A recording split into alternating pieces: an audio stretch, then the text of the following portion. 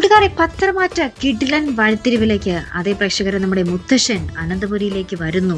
നമ്മുടെ മുത്തശ്ശൻ അനാമികയുടെ ആ കള്ളക്കളികള് പൊളിച്ചടക്കുമോ എന്നൊക്കെ നമുക്ക് കണ്ടു തന്നെ അറിയുന്നുണ്ട്. ഇപ്പോൾ ഒരു സ്വർണ്ണം മോഷണം പോയതിന്റെ പേരിൽ അനാമിക ഭയങ്കര ഷോ കാണിച്ച് തിരികെ വീട്ടിലേക്ക് പോകുന്നുണ്ട്. അപ്പൊ ഇന്നത്തെ എപ്പിസോഡിൽ നമുക്ക് കാണുവാൻ സാധിക്കുന്നുണ്ട് നമ്മുടെ അനാമികയുടെ അച്ഛനമ്മയും നമ്മുടെ അനാമികയെ തിരികെ നമ്മുടെ അനന്തപുരിയിലേക്ക് കൊണ്ടുവന്നാക്കിയിട്ട് അവരും കുറെ ഷോ നടത്തുന്നുണ്ട്. എന്റെ മകളെ കളിയാക്കാൻ നോക്കിയില്ല നിങ്ങളെന്നൊക്കെ പറഞ്ഞിട്ട് അവിടെ ഒരു സീൻ ക്രിയേറ്റ് ചെയ്തിട്ടാണ് അവർ തിരികെ പോകുന്നത്.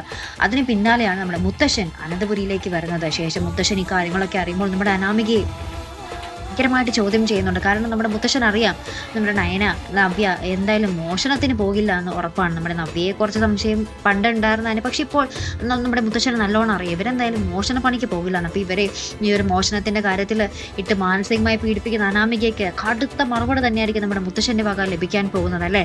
അപ്പൊ എന്തായാലും നമുക്ക് കാത്തിരുന്ന് കാണട്ടെ നമ്മുടെ അനാമിക മുത്തശ്ശനോട് എങ്ങനെ പ്രതികരിക്കുമെന്നൊക്കെ നമുക്ക് കണ്ടു തന്നെ അറിയാം.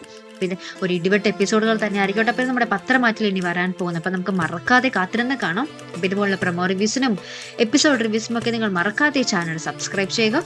അടുത്തൊരു വീഡിയോയുമായി വരുന്നത് വരയ്ക്കും ഗുഡ് ബൈ.